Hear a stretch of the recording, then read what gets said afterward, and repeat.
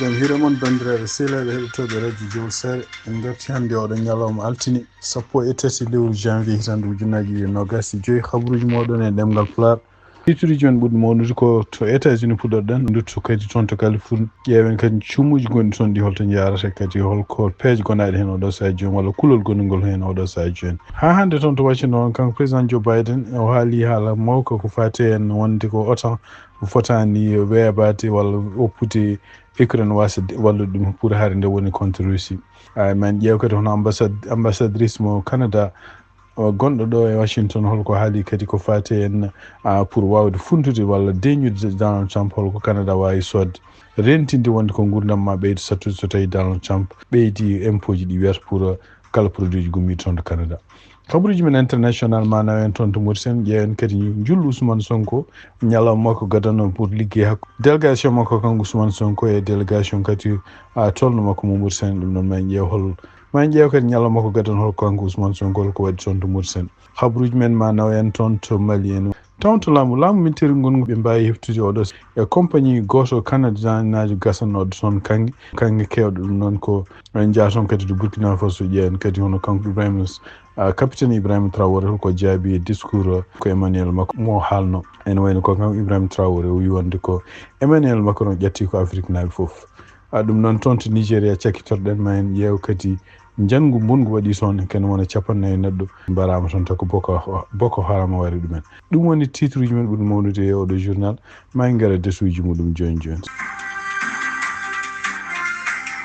bandiraɓe sehlaɓe heɗotoɓe radio Jowol Sare hedde min fuɗɗade habaruji meɗen communiqué kabaru jaam gonɗaɗo horejo radio Jowol Sare rédaction radio Jowol Sare e animateur uji radio Jowol Sare Diop Moussa gonɗo to dowlaji dentuɗi Amérique Mariata Diallo ko bandum cankiɗo Amadou Demba Sy Gomu Dine radio Jowol Sare Anna Touré ko bandum cankiɗo gonɗo to États-Unis Habi Jobil ko yummum cankiɗo eɓe ndende sunare e dendagal bandiraɓe caggal jaltugol aduna biyetenoɗo Aissata Sy cankiɗo hecci hanke to leydi France eɓe ndenda sunare ha joni e biyeteɗo Ousmane Deya Ly e caggal jaltugol aduna ɓinguel muɗum eɓe duwono galle ɗiduɓe Jowol e dendagal ɓesgu Jowol nde Allah yurmotoɓe yafoɓe harnaɓe aljanna nde juuɗe moƴƴe jaɓɓotoɓe yettini communiqué o ko Coumba Abouli gonɗo to dowlaji dentuɗi Amérique. eɗen jogui ɗo communiqué jarama futanke jaw yo Allah jaw dowji ma. bandiraɓe sehlaɓe heɗotoɓe radio Jowol Sare jaam hiire moon binɗen e titre uji men ɗi guiɗoɗen habaruji men ko toon to États-Unis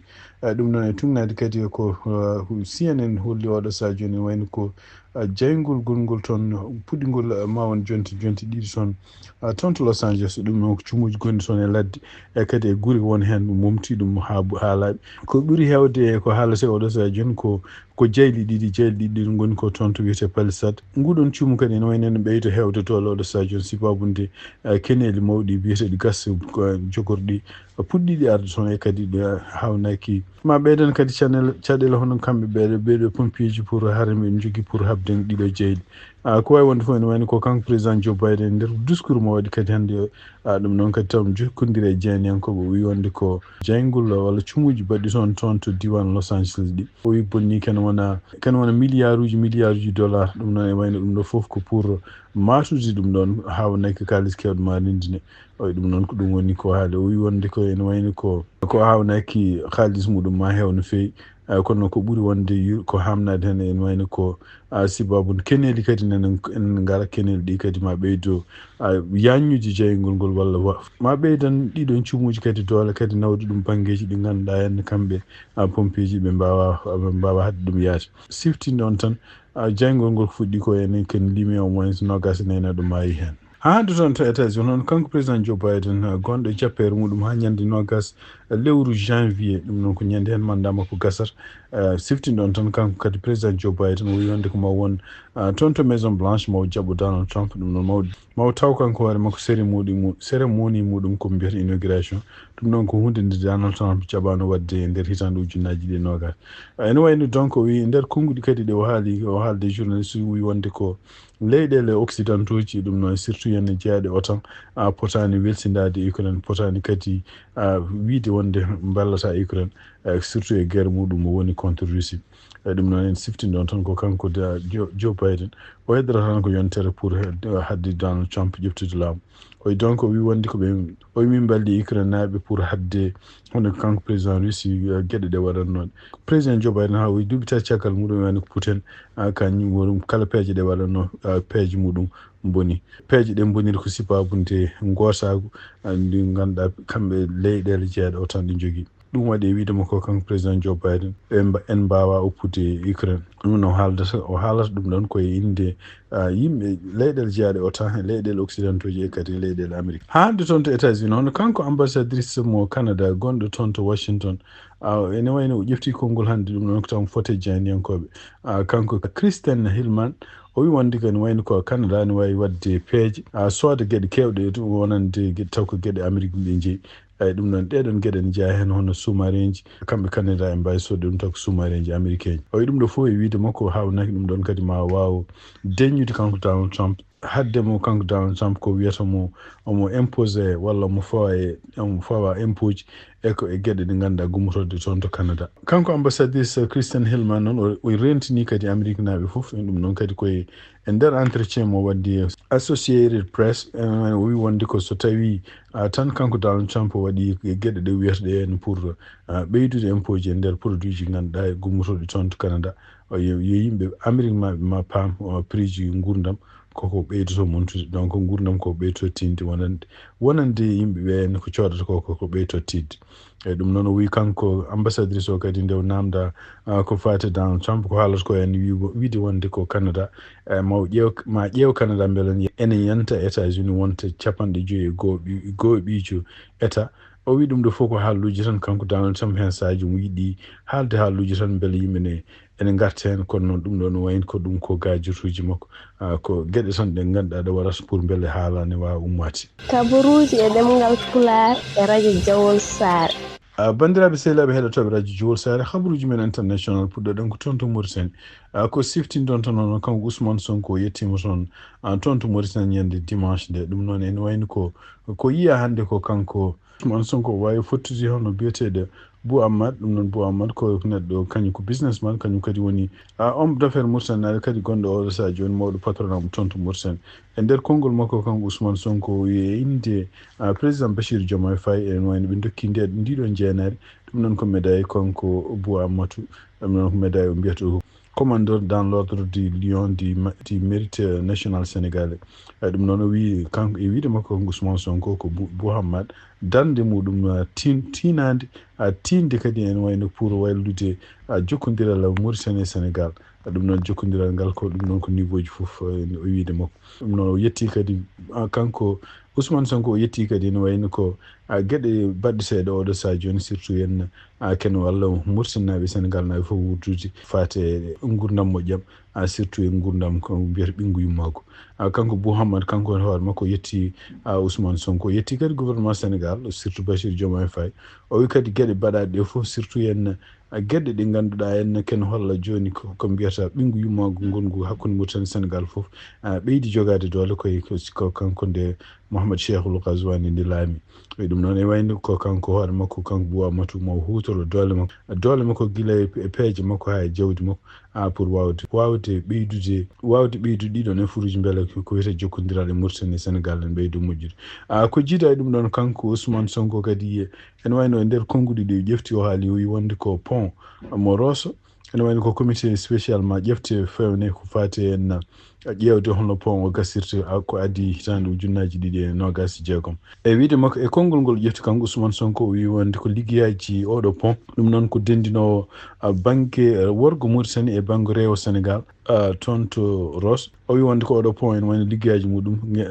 ko gasi kene wona 30% liggeyaji ɗiɗon gasi o wi kadi ene wayno koɓe ɗamini wonde ko liggeyaji pont o ma waw hutorede ko addi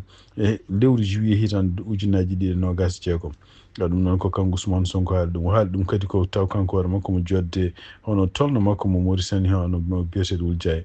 siftini ɗon tan oɗo pont kadi ene wayno ko juutedi muɗum ko kilométre feccere e ɗum noon kadi ko tuggi tan Rosso Sénégal ha Rosso Mauritanie e oɗo pont kadi ene wayno ko hiisa en pour feere ko fewno ɗum ma woni 88 millions d'euros ko jiiɗa ɗum kadi goto délégation ngaji makko surtout ministére makko de l'intérieur de la sécurité publique hono kanko général on Jean Baptiste Tine o wawi joddade kadi e tonɗo makko Mohamed Ahmed wuld Mohamed Lamine ɗum noon kadi ɓe mbawi wostodirde ko fati en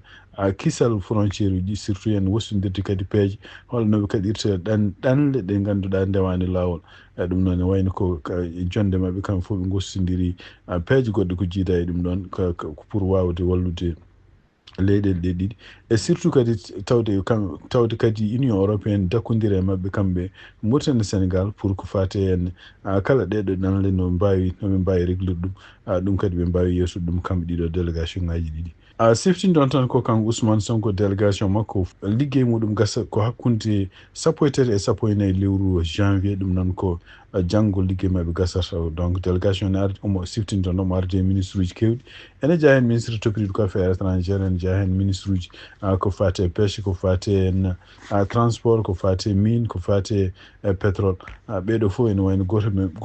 ɗiɗo ministre uji fof nena joddi oɗo saha joni e ligge e tolno muɗum toon to Mauritanie komi mbiyata ko liggeyaji gostodiral miijoji gostodiral peeje hakkude Mauritanie e Sénégal toon to Burkina Faso ono kanko capitaine Ibrahima Traoré ne wayno o ƴefti hannde kanko ne konngol ɗum noon ko ruttitade discours mo kanko président mo France Emmanuel Macron o wanno ɗum ñande 6 lewru janvier ɗum noon ko taw ko conférence ko mbiyata ambassadeur uji o huccinno e nder konngudi makko kanko haali kanko Emmanuel Macron e konngudi ɗi o haali hono kanko France Emmanuel Macron o wi wonde ko France oppata jamais Afrique e ɗum ɗo fof noon ɗum ɗo fof noon ari ko caggal nde leyɗele kewɗe ne namdi hono kamɓe e France yimɓe wayno ko dati yimɓeɓe jaltu e leyɗele mumen ɗum noon e wayno ko kanko président français o haali o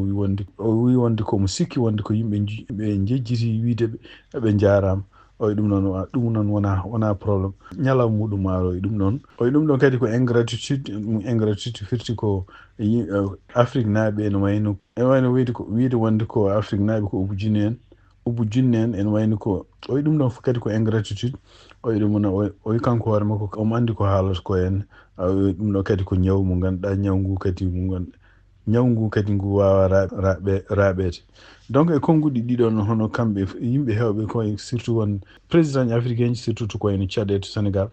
kañumen koye men mettinino kaɗon haala ene wayno ko ñande 13 lewru janvier hitan ujunaji ɗiɗi nogas e joyyi kanko gardiɗo leydi Burkina Faso no capitaine Ibrahima Traoré e nder konngudi ɗi o haali wi wonde ko ene wayno ko Emmanuel Macron ƴatti ko africain ji fof so tawi ƴeewama e haalluji Emmanuel Macron ɗi o wi wonde ko yimɓe yo paam ko ni henne kanko Emmanuel Macron ko ni o yirata africain ji donc ni o yirata africain ji o yirata kanko capitaine Ibrahima Traoré ɓeyi tan o wi wonde ko sikkata ko en gana yimɓe innama aade e guite makko e nder konngudi ɗo haali kanko capitaine Ibrahima Traoré o wi so tawi oɗon jiiɗi dartinde jokkodiral kunde moɗon e ɓeɗo henne yimɓe ɓe ganduɗa arnoɓe ne kefta leyɗele mum ɗum ko impérialisme wiyata o d'abord ko il faut ko mbiya wonde jokkodiral walla jaɓodiral gonnogal ɗo ngal ko mbiyata accord uji ɗiɗon accord uji on jalti kono wiide tan wonde koye base uji militaire uji gonnoɗe leydi moɗon yo jaltu ɗum donc so tawi no woodi ingrat neɗɗo mo ganduɗa ubu junni o wi so tawi ɗum noon woodi ene wayno ko kanko Emmanuel Macron kañum woni ubu junni donc so tawi omo miiji so tawi Emmanuel Macron wona ate wonde ko neɗɗo mo juulata tawi omo juula subaka fof omo foti siftorde e subaka fof mo fini fof omo fonno juulde o duwano africain ji par ce que o wi so tawi wonano africain ji surtout taniraɓe africain ji wannoɓe dole men ha mbalde France o so wonano ɓeɗon hande France waddatano Ibrahima Traoré o wi ko Emmanuel Macron fonno d'abord ko yettude africain ji e duwano ɗumen ɗum noon ene wayno ko réaction makko kanko capitaine Ibrahima Traoré caggal nde Emmanuel Macron haali oɗo discours ñande 6 lewru janvier toon to France toon to Mali hono gouvernement malien wawi heptude tonnuji kewɗi taw ko kanŋe ɗum noon koye société biyete gasanoɗo kanŋe toon to Mali taw ko société Canada société jeeyaɗo to Canada biyeteɗo Barrick oɗon décision moɓe mbaɗi noon ɗum noon ko sibabunde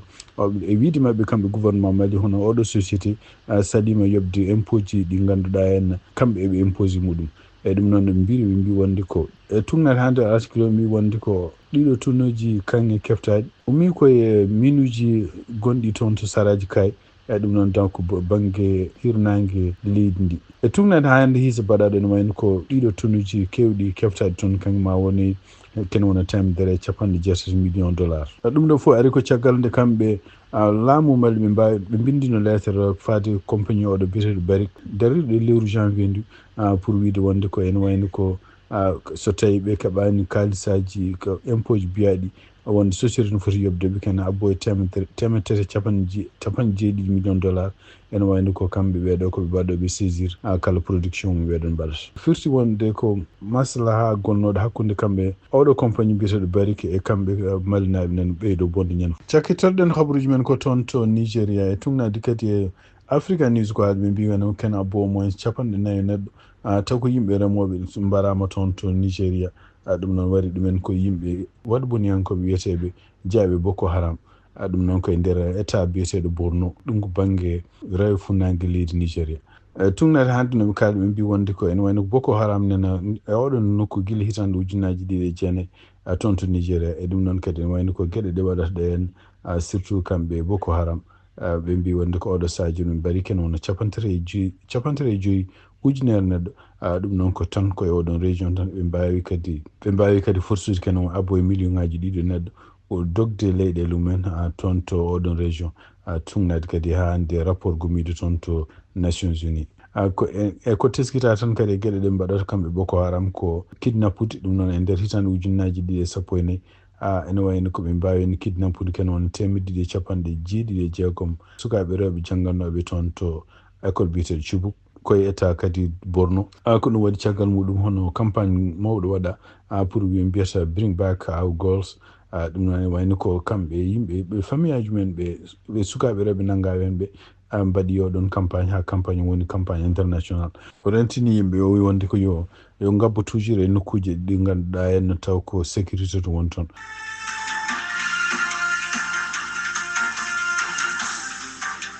bandiraɓe sehilaɓe heɗotoɓe radio Jowol Sar ko ɗi kabaruji min jogon noon hande oɗo ñalawma altine 13 lewru janvier hitande ujunnaji 2020 yen mbaala jaam ha jaam kadi so alji on jarama.